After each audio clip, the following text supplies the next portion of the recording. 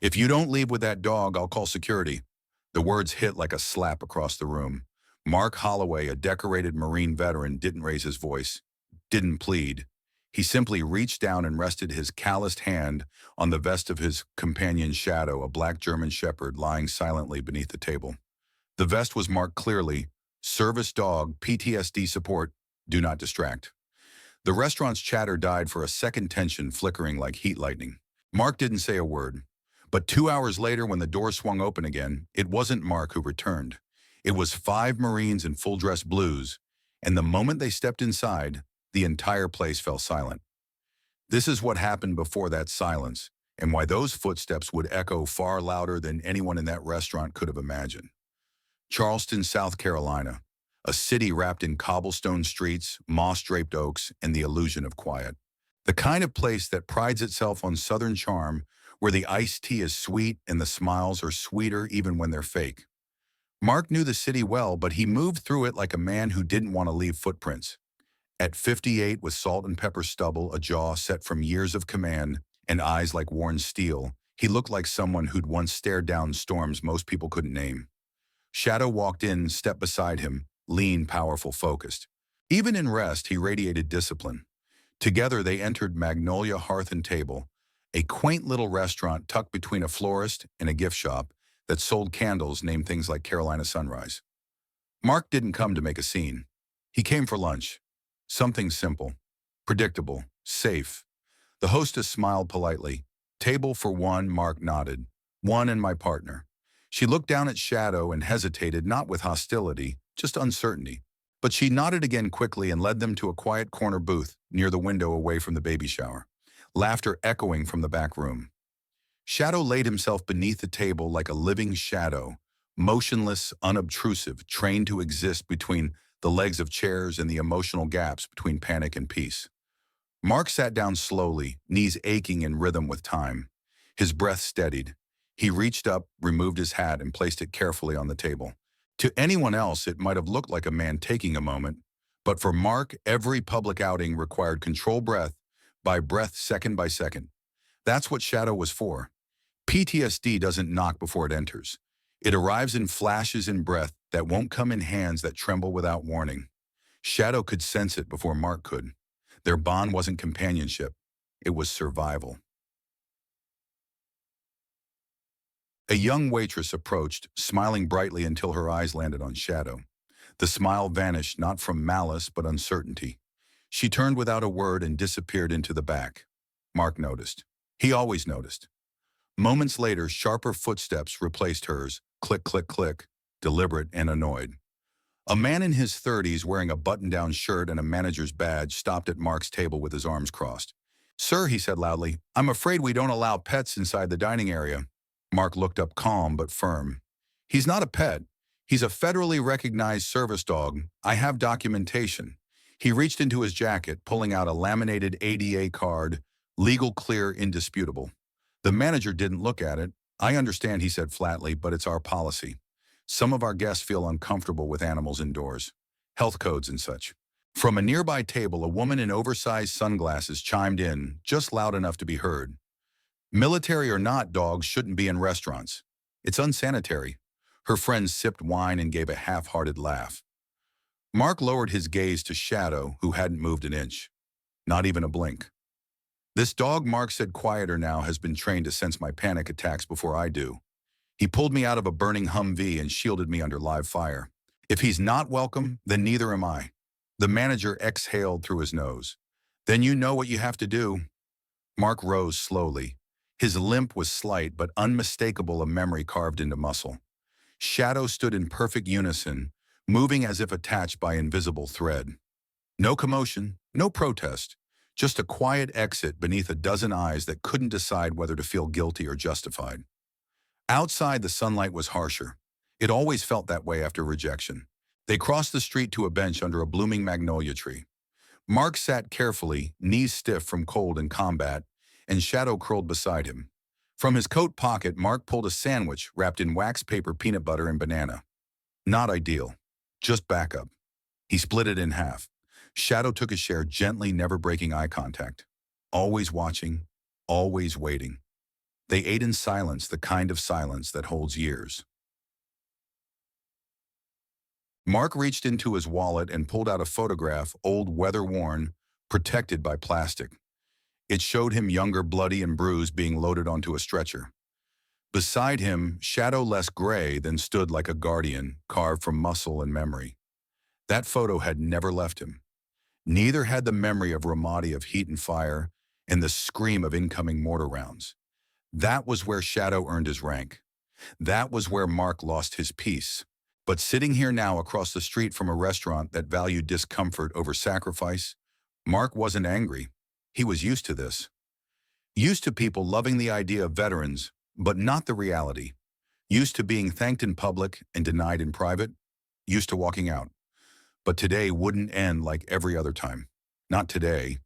Because somewhere in Charleston someone had seen, someone had filmed, and across the state a group of men and women, those who had stood beside Mark Holloway in uniform and in fire, were watching that video now. And when they showed up, they wouldn't be asking for a table.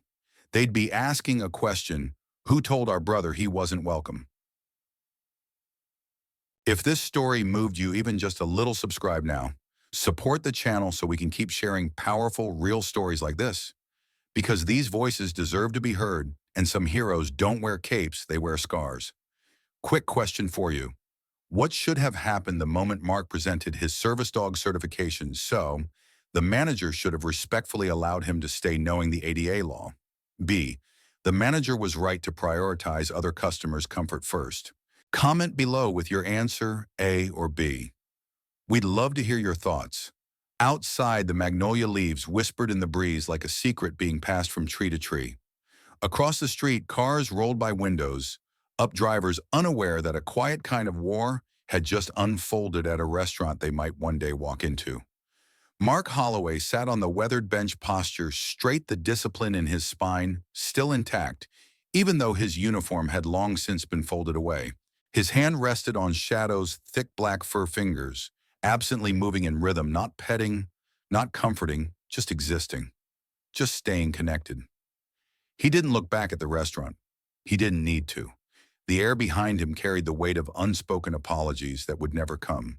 Inside, plates clinked, glasses were filled, and conversations resumed like nothing had happened. Because to most of them, nothing had. But something had. A boundary had been crossed. Not of law, though, that too, but of dignity. Across town, in a cluttered apartment lit by harsh fluorescent bulbs in the blue glow of a smartphone screen, Cal Reyes sat at his kitchen table peeling labels off a beer bottle. It was an old habit, something he did when his hands itched for the weight of a rifle or a radio. The message came in as a ping, short, sharp, and insistent. A link, no caption. He clicked. The video was grainy, obviously taken from a phone held low-angled from under a table. But the moment it showed Mark Holloway standing, with that slow, deliberate motion, Shadow rising with him like a shadow come to life, Cal sat up straighter. He watched the full 90 seconds, watched Mark leave, watched him disappear into the daylight like a man returning to the silence he'd never asked for. Then he pressed play again. Back at Magnolia Hearth and Table, the aftermath of confrontation dissolved like sugar and tea. There was no reflection, just routine. The manager, Jason Brill, walked briskly through the restaurant with the casual entitlement of someone who knew the rules were written in his favor. His voice was low, his mood annoyed, but his decisions remained unchanged. In the kitchen, behind the hum of dishwashers and the sizzle of cornbread on cast iron, Marianne, the young waitress, leaned against the prep table, her knuckles white around the edges of a clean towel. He didn't even raise his voice, she said quietly, mostly to herself. What? Asked Tyrell, the new line cook. The man. With the dog, she replied, not meeting his eyes. He didn't shout. He just left. Tyrell shrugged. Manager said it was policy. Marianne looked up, eyes flashing. It's not policy to humiliate someone who fought for this country. The words hung in the steam like a truth no one wanted to touch. Outside again, Mark checked his watch. 2:45 p.m. Time for Shadow's medication. With practiced care, he reached into the side pouch of his worn canvas bag, pulled out 2 prescription bottles. The first was his own for nerve pain and anxiety. The second was shadows for joint stiffness caused by shrapnel embedded deep in muscle, a wound that had never fully healed since Ramadi. Mark dipped a finger into a small jar of peanut butter, coated the dog's pill, and offered it. Shadow took it gently, never biting, never rushing. He always waited for the nod. "You and me," partner Mark murmured. "Still on the meds. Still on the mission." Shadow blinked, leaning his head into Mark's leg in silent understanding. 2 blocks down, outside a trendy cafe, a group of college students were laughing loudly, their lattes lined up like trophies. One of them, a lanky kid with a backwards cap, was scrolling on his phone. "Yo," he said, turning the screen. "Check this out." The others leaned in. "Old guy gets kicked out of a restaurant because of his dog." A second kid scoffed. Probably some PTSD vet thinking his mutt's a war hero. The girl in the group, quiet arms, crossed brow furrowed, didn't laugh. "Maybe he was," she said softly. "Maybe the dog was too." They didn't respond. Meanwhile, across the state line in Savannah, Cal Reyes opened his group chat. Bravo Lives, 12 members. The last message had been sent weeks ago, a joke about bad VA coffee. Now he typed with fingers, trembling more from urgency than age. "It's Mark. Charleston. He got kicked out. Watch this." He dropped the link. The little dots lit up. First Coop, then Mendoza, then Daniels. The thread exploded. That was Shadow. "Is he okay? I thought they retired. We need to do something." Then came a new message. "Captain Rhodes has entered the chat." Her reply was just 6 words. "I'll handle it. Be ready." Back at the restaurant, Jason Brill stood at the register, half focused on the receipts, half distracted by the way the staff kept glancing at their phones. Something was shifting. The air had changed. He didn't like it. He turned to Marianne. "You good?" She stared at him a moment before replying. "No, but I think you're about to find out why." She walked away, her apron, untied her phone in hand. Outside, she crossed the street, her silhouette framed by the early afternoon light, her figure shrinking as she moved toward the bench. Mark was still there. She approached slowly. "I brought you a water," she said, offering the bottle. Mark took it with a nod. He didn't say thank you. He didn't need to. She sat beside him for a moment, the silence between them weighty but not uncomfortable. "I didn't speak up earlier," she admitted, "and I should have." Mark turned his eyes toward her, calm and even. "Most people don't," he said, "but you did." By the time Marianne returned to the restaurant, her phone was buzzing with notifications. So was Jason's. The video had been reposted by a veteran-run account. It had over 200,000 views. And in a quiet command center of memory and loyalty, a unit of Marines, men and women who once answered to Mark Holloway's voice over fire, were preparing to walk again. Not into battle, but into a dining room. And this time they would not be leaving quietly. The sidewalk beneath Mark Holloway's boots was uneven, cracked with the weight of decades heat-warped by southern summers. Each step echoed with a quiet resolve, the muted thump of worn soles meeting time-worn bricks. There was no rush in his gait, only rhythm, measured, controlled. The kind of pace a man learns when life has taught him there is no advantage in arriving early to pain. Beside him, Shadow moved like a shadow should, fluid, ever present, never leading, never behind.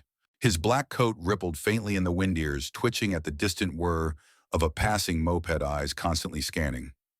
Not for threats, just for change. Charleston moved around them, oblivious. Tourists passed laughing.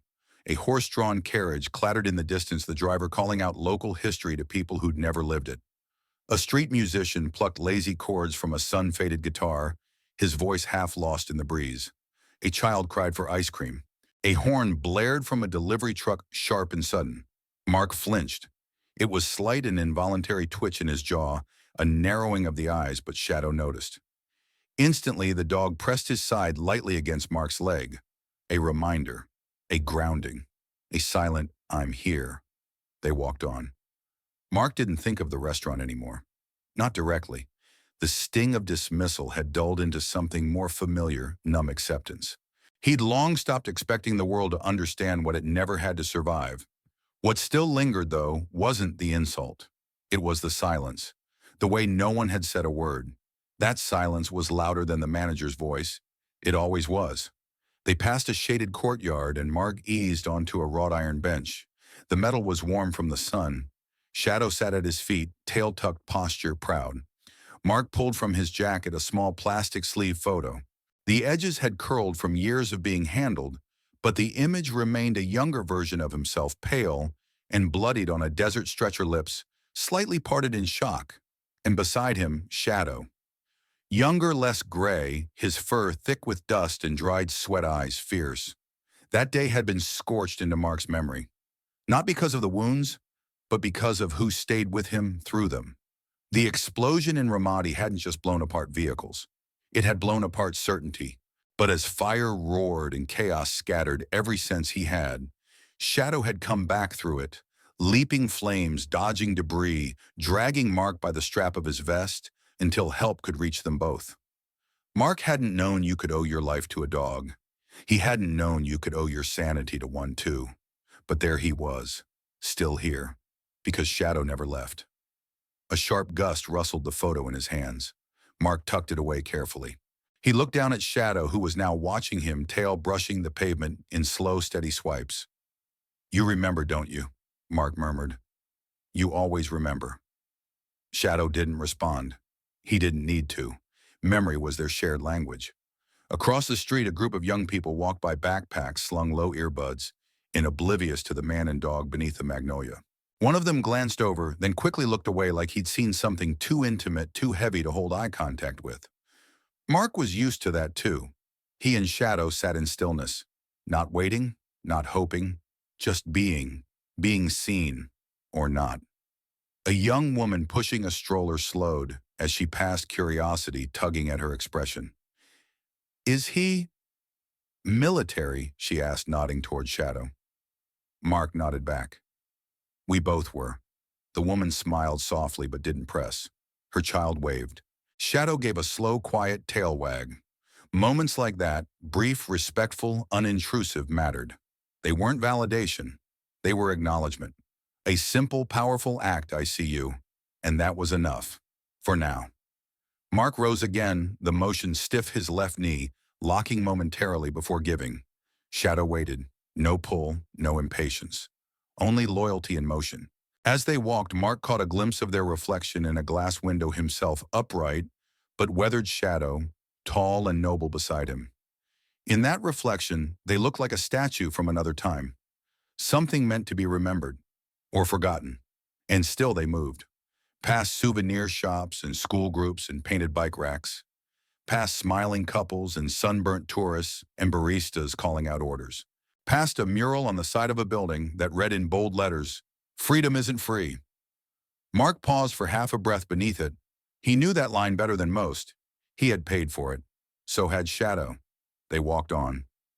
Eventually, Mark turned down a quieter street, a lane where the trees met above like old friends holding hands. He liked this stretch. It felt less like a city and more like a memory. The air was cooler here, gentler. The sound softened birdsong, the distant creak of porch swings, the occasional soft bark from behind a picket fence. They passed a bookstore, Carolina Pages, where the owner, Lena, often left a bowl of water outside. Today was no different. Mark gave a small wave through the window. Lena waved back, said nothing, but her eyes lit up when she saw Shadow. She didn't need to know the details.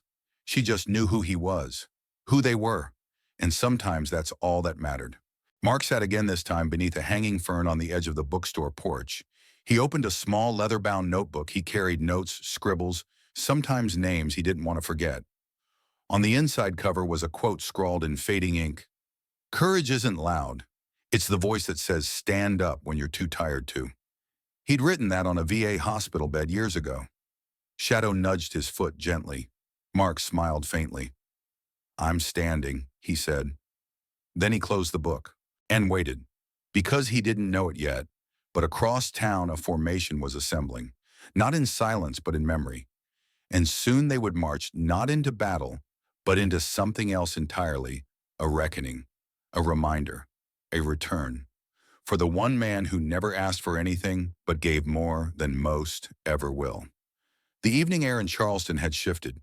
A faint coolness curled around the edges of the buildings, like a whisper from the ocean, brushing against brick walls, slipping under porch railings, breathing gently across the skin of anyone willing to sit still long enough to feel it. Mark Holloway sat just like that, still silent, settled in the kind of quiet only a certain kind of man knows. The kind who has seen what others pray to avoid. The kind who has survived things that don't end with survival. And beside him, as always, lay Shadow, coiled neatly at his feet, his head resting on paws that had once sprinted through sandstorms and over shattered concrete. They sat outside Carolina Page's, the little bookstore that had never asked for a service certificate, never made Mark explain. Lena, the owner, always waved from inside, always had water out front for Shadow. She never pried, and that was part of why Mark came back. From his jacket, he pulled a small, worn envelope, creased soft at the edges, as if time itself had thumbed through it over and over. Inside was a photo and a letter.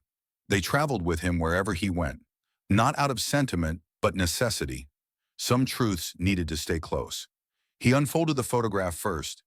There he was, 20 years younger, blood smearing his cheek, eyes barely open. The desert wind had kicked up dust so thick it blurred the edges of the frame. In the foreground, Shadow leaner. Sharper stood alert beside Mark's stretcher, his vest torn, his flank bleeding. But the dog's eyes, even in a photo, burned with the kind of purpose no training manual could ever promise. That picture had been taken minutes after an ambush outside Ramadi. Mark didn't remember the explosion, just the color of the fire, the way sound disappeared, how silence rang louder than any blast. Then came Shadow, low to the ground, dodging debris, nudging, pulling, dragging. One of the medics said later, "That dog moved like God told him exactly where to go." That day wasn't just about survival, it was transformation. Mark had been a soldier before, but that day Shadow became his second skin, the part of him that didn't flinch, didn't forget, didn't break. Mark let out a slow exhale and moved to the letter. The paper was folded neatly, the ink slightly smudged in places where weather or perhaps tears had blurred it. Mr. Holloway, you don't know me, but my husband was the medic you pulled from the fire that day. His name was Lieutenant Brandon Wells. He made it home. He lived 5 more years because of what you and your dog did. He said Shadow found him before anyone else knew he was missing. He kept a photo of the two of you beside his bed. Said it reminded him of what mattered. Said you were the reason he learned to sleep again.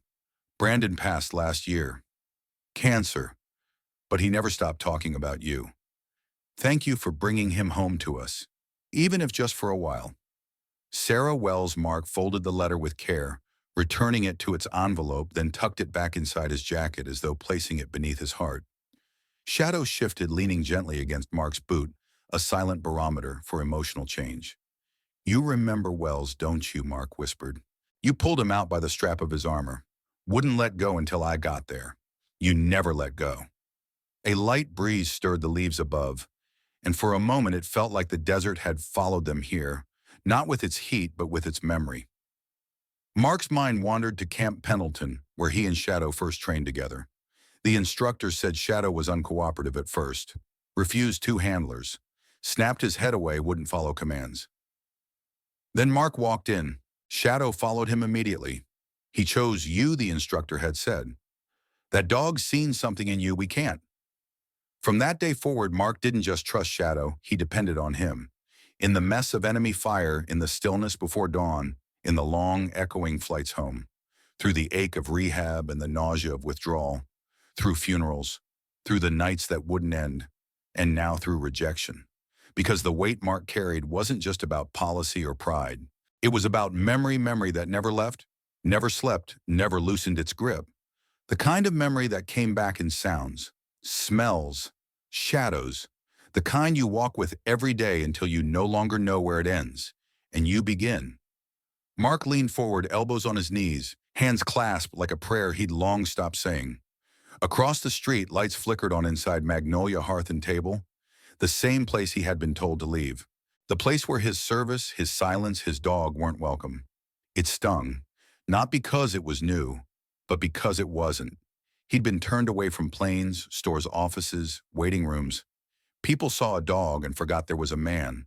Or worse, they saw the man and decided they didn't want to know his story. He didn't expect gratitude.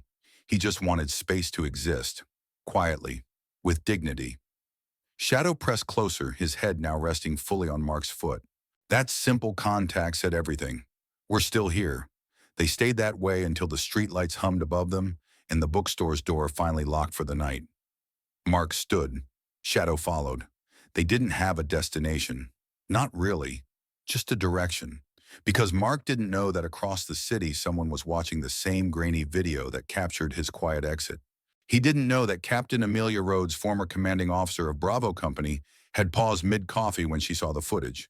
Didn't know that Cal Reyes had already gathered 3 squad mates on a group call. Didn't know that someone had already started printing a photo of him and Shadow, the one from Ramadi, to place in a frame. Didn't know that while some people looked away, his unit was preparing to walk in. Not for war, but for something just as sacred. For respect. For the man who had never asked for it but had damn well earned it. It began like most revolutions in the digital age, with a flicker, the soft glow of a screen, the muffled buzz of a phone vibrating on a countertop, the scroll of a thumb through a feed filled with noise until something breaks through. That something was a grainy 30-second clip of a man with tired eyes and a black service dog walking out of a restaurant with the kind of quiet dignity that can either shame a room or be ignored by it entirely. The man was Mark Holloway. The dog was Shadow, and the internet was watching. In a town just across the Georgia border, Cal Reyes stared at the clip motionless, except for the steady clench and release of his jaw. He didn't need the video to tell him what had happened. He could read it in Mark's posture, in the set of his shoulders, in the way Shadow moved beside him like an echo of restraint.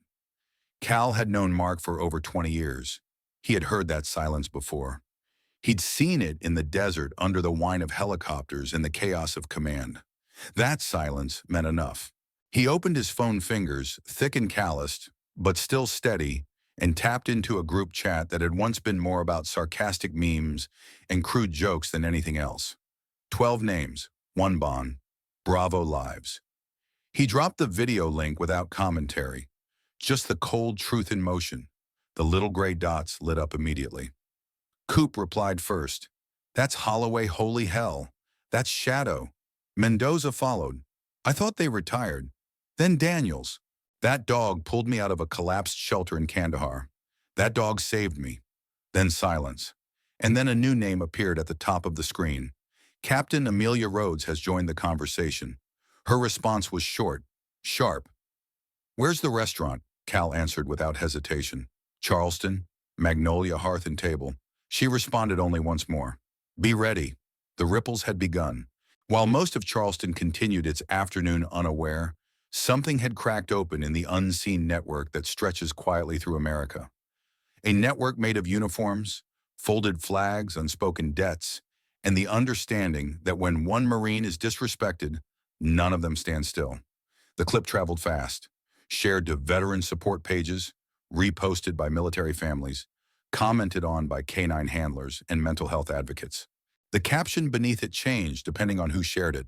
Some said, "This is how we treat heroes now." Others wrote he didn't ask for anything and still got turned away. But the one that gained the most traction was simple. It read, his name is Mark Holloway. The dog's name is Shadow. They both served. One still does. By nightfall, the video had passed 1 million views, and people were beginning to ask questions. At a local VFW hall on the outskirts of Charleston, the bartender paused mid-pour to show the clip to an older man nursing a beer. The veteran watched in silence, then muttered, "He was 3rd Battalion, wasn't he, Bravo Company?" the bartender said. The man shook his head slowly. "I served with his father." Apple didn't fall far. Across town, in a modest home where shadows played across the wood-paneled walls, a high school student sat at her laptop replaying the video. Her grandfather, a Korean war vet, had told her stories about dignity, about how some things you carry not because they're easy, but because they're yours to carry. She uploaded a new video, her voice shaky but determined. This man didn't lose his temper. He didn't demand anything, he just left. Because the world taught him it was easier to walk away than explain. It went viral within hours.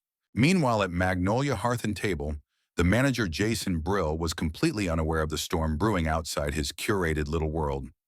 Inside the restaurant, the air was thick with the usual mix of roasted vegetables, sweet cornbread, and tension. Staff had seen the video. No one had the courage to show Jason. Not yet. But Marianne, the waitress who had watched it all unfold, who had brought the water, taken the order, and watched Mark get asked to leave, she had seen it. And she couldn't unsee it. She wasn't angry. She was ashamed. Ashamed that she'd said nothing, that she'd been part of the silence. She stepped outside during her break, phone in hand, heart pounding. Across the street, the bench where Mark and Shadow had sat was now empty. But the image of them remained burned into her thoughts like the afterglow of lightning in the dark. She opened her text messages and typed out a single line to her brother, a newly enlisted Marine just weeks from graduation. "If this ever happens to you, I'll burn the place down." Then she deleted it, then typed something better. "I'm going to make this right. For you. For him." Somewhere across the country in a Marine base locker room, someone showed the video to a group of recruits. "This is why we respect the uniform even when it's off," the drill sergeant said. By morning, the clip had reached over 20 veteran organizations. Comments poured in from all over Vietnam, vets, Gulf War soldiers, K-9 unit trainers, even civilians. One woman wrote, "My dad came home from Iraq with a limp and a service dog. He stopped going out after being turned away from a diner. He died lonely. I wish someone had stood up for him like this." The ripples had become a wave, a quiet, powerful momentum pushing towards something bigger than indignation. It wasn't outrage. It was remembrance, the kind that doesn't burn fast and vanish, but smolders slow and steady until it finds the right moment to rise.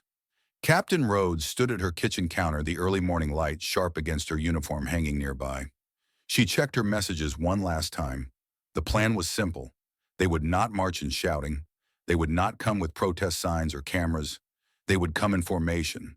Polished boots, dress blues, medals earned but never bragged about. They would walk into the restaurant not to shame, but to remind. Remind the room, the staff, the manager, the city, the country, that there are still things worth standing for. Still men worth standing with. Because when you tell a Marine like Mark Holloway he's not welcome, you don't silence him. You summon a whole platoon of memory, and they're already on their way.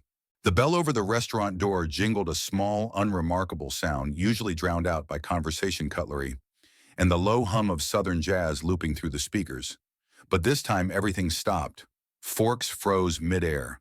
A glass clinked sharply as a hand trembled, just enough to betray it.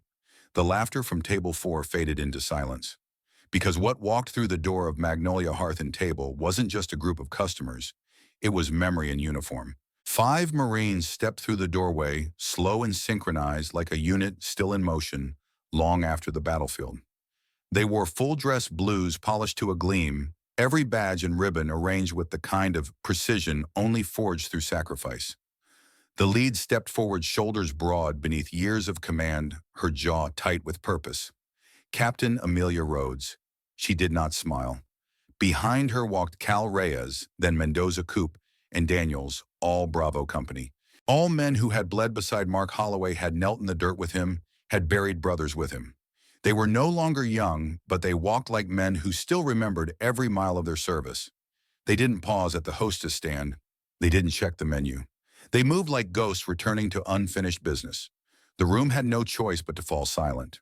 Jason Brill, the manager who had sent Mark and Shadow away just hours before, emerged from the back office with a clipboard in hand, clueless to the tidal wave of presence that now filled his dining room.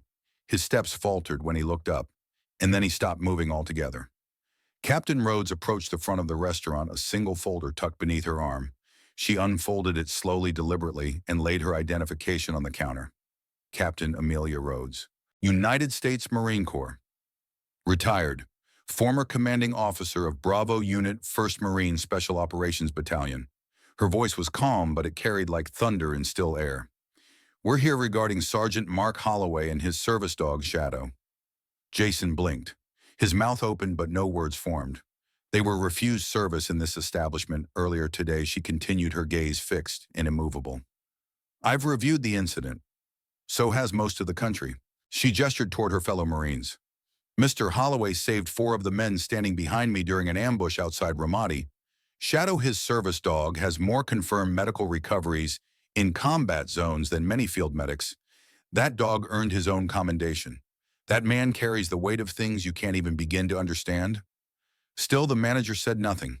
The silence pressed heavier, now thick and hot and impossible to outrun. From the back of the room, someone rose, Marianne, the waitress. She stepped forward, shoulders squared, and spoke not to the manager, but to Rhodes. I was here. I served him. I didn't stop it. I should have. Captain Rhodes turned to her. You have now. Then she turned back to Jason and placed a framed photograph on the counter.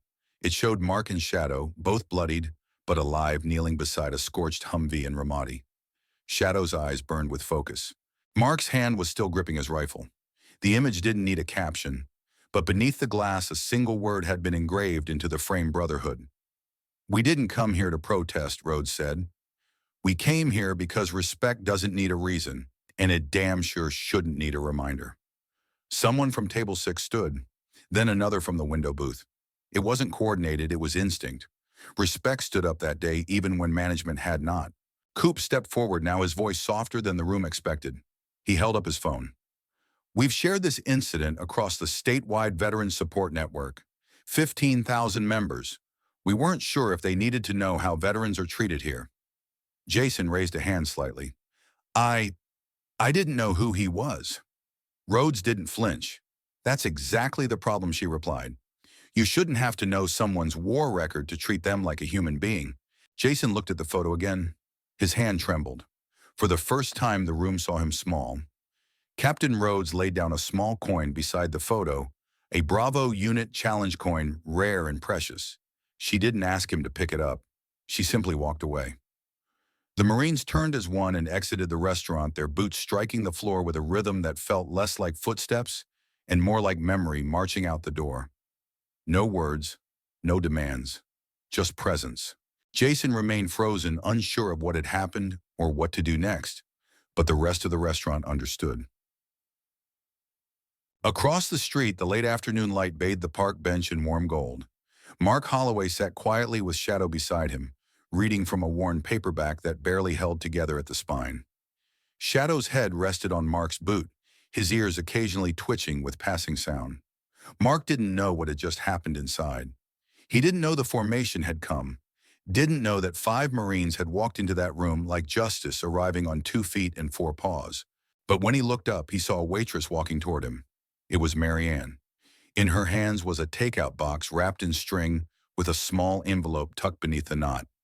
She reached him out of breath, but steady. We were wrong, she said. Please let us try to make it right. Mark looked at her, then at Shadow, then at the box. He took it gently. No smile, no anger, just acknowledgement. Marianne turned to leave, but as she did, she heard his voice behind her. What do you think, boy? Mark said, rubbing Shadow's head. Should we give them another chance? Shadow's tail tapped once against the ground, not wagging, just once. Steady, a soldier's answer to a ceasefire. Inside the restaurant, people pressed against the window, trying to catch a glimpse of the man who had said nothing, but had reminded them of everything. Justice hadn't arrived with a gavel. It had marched in with medals and memory. And somehow that was louder. The sky above Charleston was beginning to dim, the blue folding into softer grays, and the streetlights flickering to life with that low electric hum that always came just before dusk. There was a stillness to the air, not silence exactly, but a quiet held carefully like a breath not yet exhaled. And in the middle of it all, on a bench across the street from the restaurant that had once turned him away, Mark Holloway sat beside his dog Shadow, as if time had decided to pause with him. On his lap rested a simple white takeout box tied with butcher's string. Tucked under the knot was a handwritten note folded once, the ink visible through the paper like veins under skin. Mark hadn't opened it yet. He just looked at it, a box that felt heavier than its weight, not because of food, but because of the hands that had packed it, the intention wrapped inside. He could feel Shadow's body pressed lightly against his shin, warm and steady. That silent contact had been a lifeline more than once. In combat, in hospital beds, in sleepless kitchens at 3 a.m. Now here on this bench, it was just enough to remind him that he wasn't alone, even if the world had often tried to convince him otherwise. He unknotted the string slowly, the paper crackling beneath his fingers like dry leaves. Inside the box, neatly packed, was a generous helping of meatloaf and mashed potatoes, the Friday special, and a slice of pecan pie. A folded napkin, a plastic fork, and beneath them, a note scrawled in the same hurried hand. Mr. Holloway, we failed to see you. We failed to understand him. This is a start. Let us be better. Perm. Mark stared at the note for a long moment, not because he didn't understand it, but because he understood it too well. Words like these didn't undo what had happened, but they weren't meant to. They were a reaching out, a second offering. He looked at Shadow. The dog tilted his head, watching, reading, always reading. Mark broke the meatloaf in half and offered the larger piece to Shadow, who took it delicately with the practiced restraint of a dog who had once been trained to work under gunfire. That's more like it, Mark said quietly, his voice brushing the air like gravel wrapped in kindness. They ate in peace. No one interrupted them. Not this time. But across the street inside Magnolia Hearth and Table, something was different. The clatter of plates had softened. Conversations had slowed. People kept glancing toward the windows, as if some gravity across the street was pulling their attention back again and again. It wasn't guilt, not anymore. It was recognition, and maybe something even rarer, reverence. Inside the kitchen, Marianne stood with her arms crossed, watching the scene unfold from a side window near the dish station. Her apron was stained, her hands still damp from scrubbing plates, but her eyes held something new, something like resolve. She had packed that box herself. She had written that note, and now seeing Mark open it, seeing him stay, it felt like the first breath after holding one for too long. Later, when her shift ended, she would walk home with her phone buzzing in her back pocket. Messages from friends. A clip from the restaurant's security camera that had been anonymously posted and now had over 100,000 views. Her face was visible in it, her expression when the Marines entered. Her silence. But tonight there had been something else. She had spoken, and somehow that made all the difference. Across town, in the small pockets of community that rarely made headlines, people were talking. In a barber shop owned by a Navy vet, a customer watched the video in silence before removing his cap and placing it over his heart. In a small classroom, a high school teacher played the footage before assigning a writing prompt titled, "What Respect Looks Like." And in a living room 3 states away, a woman named Sarah Wells, the widow who had once written Mark a letter of gratitude, sat at her kitchen table watching the scene unfold for the third time, tears welling in her eyes. Her son sat beside her, now old enough to understand what his father had lived through and what kind of men had brought him home. Back on the bench, Mark wiped his hands on a napkin and leaned back. The weight on his shoulders hadn't vanished. It never would, but tonight it felt shared. Even just a little. A young man in his 20s approached slowly, hesitation in every step. Mark saw him coming but didn't move. Shadow remained still. "I just wanted to say," the man started, then faltered. "I filmed that video earlier, when you were asked to leave." Mark looked up, saying nothing. The man's voice cracked. "I deleted it. I didn't post it. But someone else got it from another angle. I wanted to tell you, I'm sorry." Mark nodded once. That was all. "My brother just got accepted into the Marines," the man added. "If someone ever treated him like that, I'd want someone to say something. Do something." Mark studied him for a moment, then extended a hand. "Then be that someone. Now." The handshake was firm. The young man left. Shadow's tail thumped once against the concrete.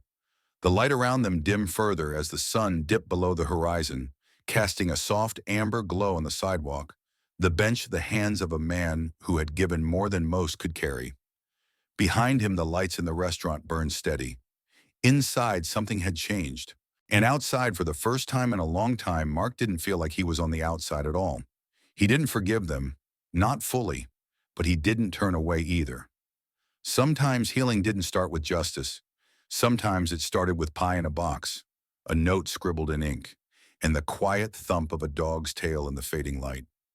1 week after the Marines walked through the doors of Magnolia Hearth and Table, a new sign appeared in the restaurant's front window.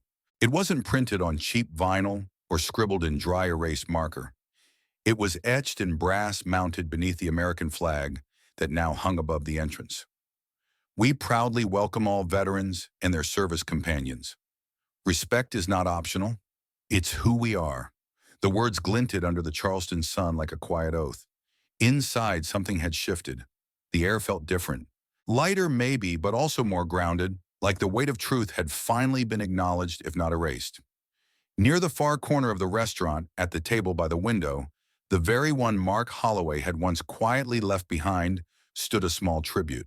It wasn't loud, just a table set for one with a neatly folded American flag at its center and a framed photo of Shadow mid-stride in desert terrain, his ears pulled back against wind, his eyes focused on something just out of frame.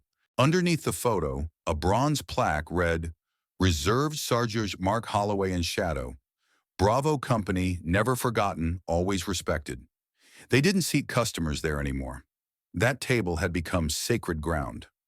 Mark hadn't been back since the incident, not until an envelope arrived at his modest brick house just outside town.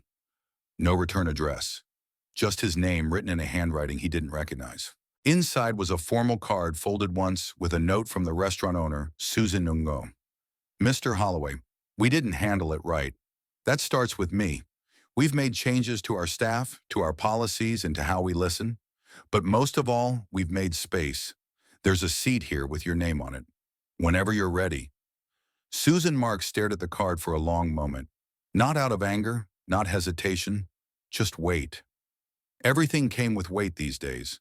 Later that evening, he pressed his uniform shirt tucked in the edges of the sleeves and brushed Shadow's coat for longer than usual. The old dog stood patiently accepting each pass of the brush, with stoic grace, his tail occasionally sweeping the floor like a soft metronome counting down the quiet moments. They arrived at the restaurant just after 6:30 p.m. There was no fanfare, no applause. Just a long pause, the kind of hush that falls over a room when history walks in wearing jeans and a weathered service dog vest. The hostess didn't ask questions.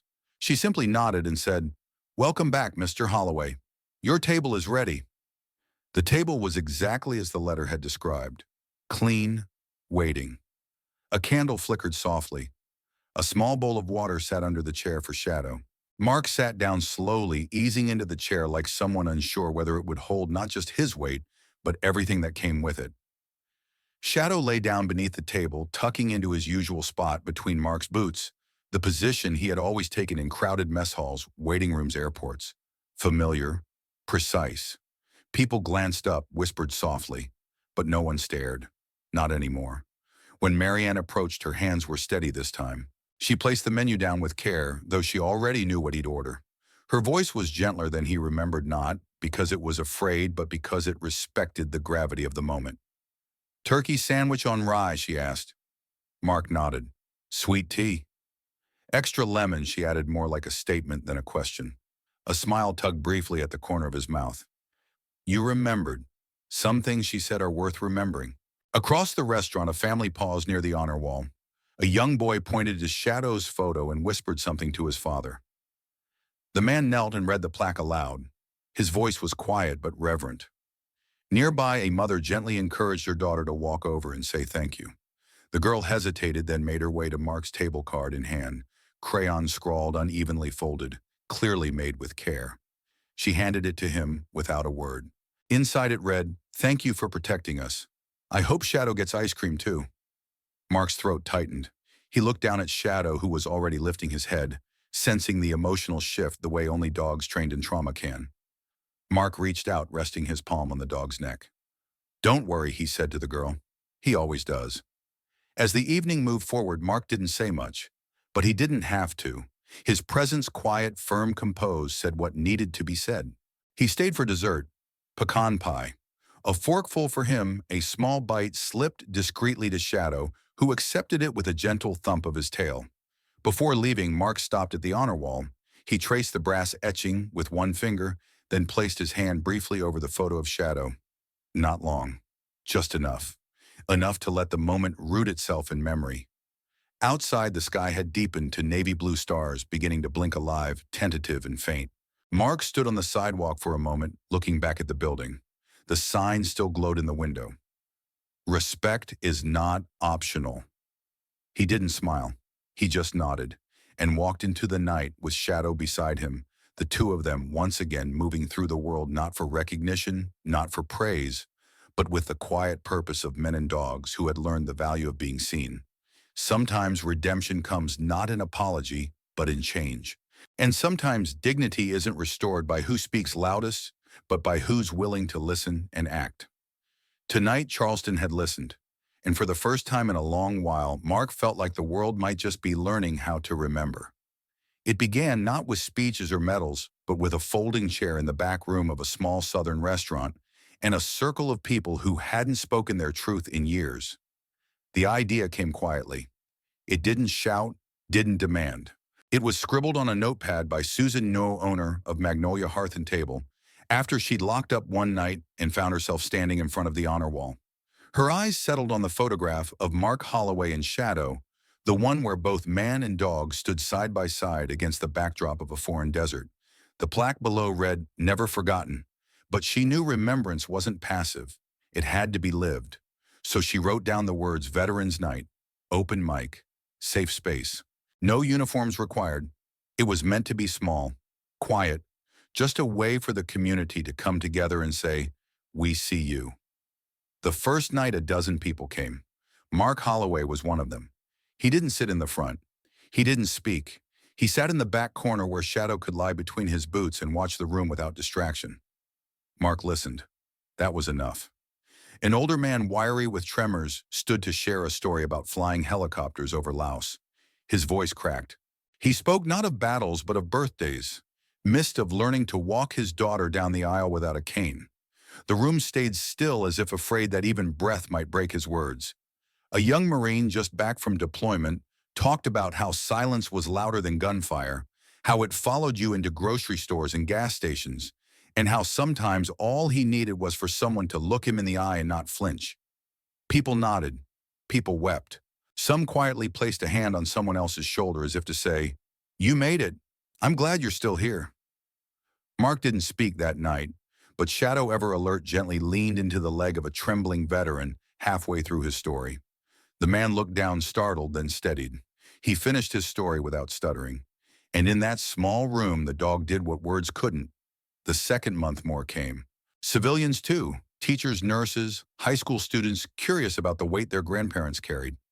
Local ROTC cadets sat in the back, their uniforms crisp, their eyes wide with the kind of reverence you don't teach in classrooms. On that second night, Mark finally spoke. His voice wasn't loud, but it filled the room like wind through open windows, quiet, sure, unmistakable. "I didn't come here looking to talk," he said, "but I heard a young man say last month that he felt broken, that he'd rather be forgotten than pitied." He looked down at Shadow, who looked up at him in perfect synchrony. "I thought that way too, for a long time, until one day I realized I wasn't broken. I was carrying more than most people could see." There was a pause, a long one. Nobody moved. "And that's what Shadow does," he said finally. "He helps carry what people can't." Shadow rested his head on Mark's foot. The sound of soft breathing was the only punctuation in the stillness. Veterans Night became a tradition. Every first Friday of the month, the restaurant transformed into something more than a place for meals. It became a sanctuary. The windows glowed warmer. The walls listened. The tables, once used for serving food, now served something deeper, vulnerability, remembrance, and sometimes even healing.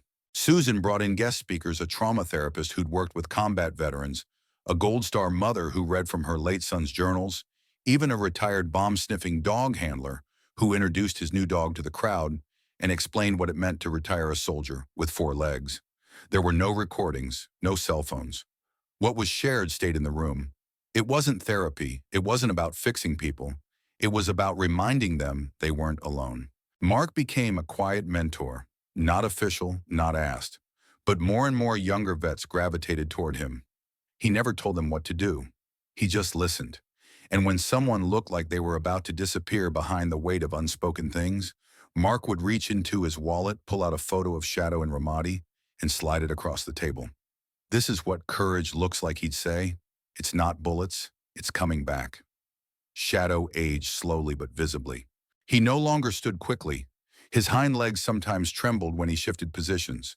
His muzzle was nearly white now, his eyes clouded but still watchful. At one Veterans Night, a car backfired outside. A young man flinched, his entire body going rigid. Before anyone could move, Shadow was already there, pressing his full weight gently against the veteran's leg. The man broke.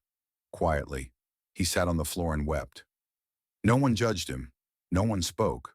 Shadow stayed there the whole time, Later, that same man, who had been moments from leaving town, leaving his unit, maybe even leaving life, stood at the next meeting and said, "That dog saved me, and the people who made space for him saved me too."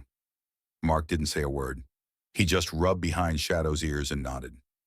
Not all rescues look like battlefield extractions. Some happen in the back room of a restaurant at 9:30 p.m., under dim lights and paper napkins folded with care. Months passed. The gatherings grew.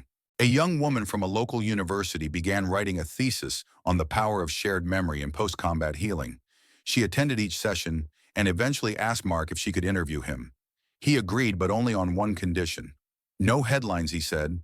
No hero stories, just truth. She smiled. "That's all I'm after." And she wrote the truth that community doesn't fix wounds. It holds them, gives them space to breathe, to ache, to mend slowly. And in that space, something sacred happens. Shadow became more than a dog. He became a symbol of loyalty, of resilience, of what can still be good and grounded in the face of what had once felt unbearable. Mark kept his routine, kept coming, kept listening. Sometimes healing didn't arrive with a cure. Sometimes it walked in with worn boots and a dog who'd lived through fire. And when they walked through the doors together, the room always changed, not because people saw a hero, but because they recognized a reflection of their own struggle in the quiet way he carried his. And that was enough. The porch creaked beneath the weight of memory. It was evening in Charleston, the kind of dusky stillness that arrived not with silence, but with hush, as if the world knew not to speak too loudly. The cicadas murmured in the background, the wind shifted through the magnolias, and a thin warm light stretched long across the earth, catching on the flag mounted beside Mark Holloway's front steps. It fluttered lazily, no ceremony, just presence. Mark sat in his wooden rocker, a chipped cup of tea resting on the armrest, and Shadow lay at his feet. Time had softened the dog's frame, dulled the jet-black fur into gray, and slowed his movements like sap down a winter tree. But his eyes still scanned the horizon. His ears still flicked at the sound of distant motion. The instincts of a soldier didn't fade. They folded inward, tucked beneath fur and fatigue. Mark held in his hands a weathered photo and a coin. The photo was always the same, the two of them in Ramadi, battered but alive, caught in a frame that had outlived memory and become its anchor. The coin was newer, a Bravo Company unit coin, gifted by the same men who'd once walked into a restaurant, not to raise hell, but to restore honor. He rubbed his thumb along its edge, feeling the etching, as if the words themselves were a pulse. Semper Fidelis, keeper of the flame. Mark understood the flame now more than ever. It wasn't pride, it wasn't pain. It was the sacred responsibility of remembering when others forgot, of honoring what some tried to erase or soften. Shadow stirred and let out a soft breath, that slow exhale that came from dogs who had given everything and asked for nothing. Mark reached down and brushed his hand along the old dog's shoulder. "You're still on watch, huh?" The tail tapped once, barely audible, but there, still there. A few weeks earlier, Magnolia Hearth and Table had hosted its 6th Veterans Night. Mark had sat at his usual table. Shadow, slower now, needed help up the steps, but still moved with dignity. There was no pretense about his age, no hiding of the limp, the stiffness, the fading energy. But in the way the room hushed when they entered in, the way every eye turned, not out of curiosity, but out of respect, there was a kind of immortality granted. A recognition that service didn't age, and neither did loyalty. That night, Mark had met a young handler in training with a Labrador named Jet. Fresh eyes, high energy, a tongue always lolling from excitement. The dog leaned into Shadow, immediately not aggressive, reverent, as if understanding somehow that this dog in front of him had walked through war. Jet would become Mark's next companion. It wasn't a replacement. That word didn't exist in Mark's world. It was a continuation. Jet was learning. Mark was adjusting. But Shadow, he remained, even in rest, the steady North Star of Mark's journey. Then came the morning. Shadow didn't rise. No sound, no struggle, just stillness, the kind that didn't belong to sleep. Mark found him curled at the foot of the bed, as if still protecting him in silence, his head resting gently on the boot he'd always curled beside. His eyes closed, his breath no longer echoing. The quiet that followed wasn't emptiness. It was sacred. Mark buried him under the oak in his backyard in the shade where Shadow had often sprawled during warm afternoons. He built the grave himself, slow, deliberate the way a man builds when he needs every movement to mean something. On the headstone, he carved with his own hand, Shadow K9 Sergeant, Bravo Company loyal, brave, beloved. No one came with cameras, no speeches. But Cal Reyes arrived unannounced, standing back by the tree line in uniform, saluting with eyes full of memory. Susan Ngo sent a wreath hand-woven with yellow ribbons. The elementary school sent cards. One card from a child read, "Thank you for helping Mr. Holloway not be alone. I hope there are big fields in heaven." Mark sat on the porch that night longer than usual. Jet, still young and unsure of the shifting balance, lay curled beside him, alert but patient. The pup was learning the rhythm, when to nudge, when to sit still, when to just be there. Mark sipped his tea and stared at the coin in his hand.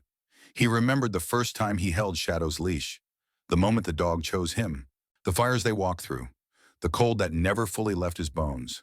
And now this strange peace built not on forgetting, but on remembering better. Months later, a bronze sculpture was unveiled at the entrance of Magnolia Hearth, a modest tribute. Not flashy, just a dog in service gear seated beside an empty chair. No plaque naming names. Just 3 words carved into the base: "He stayed with me." People would pause and stare. Some would cry. Others would ask who it was for. The answer was never spoken. But for those who knew, for those who remembered Ramadi, for those who had ever laid a hand on Shadow's fur or seen Mark's quiet resolve, the statue didn't need explanation. It was a promise cast in metal that service in all its forms matters. That dignity denied must always find its way home. That some stories do not demand to be told, they simply refuse to be forgotten. Now, on quiet nights when the world feels a little farther away, Mark still rocks gently on that porch. The shadows grow long across the yard, the wind rustles through the branches above, and Jet, grown now steady, rests at his feet.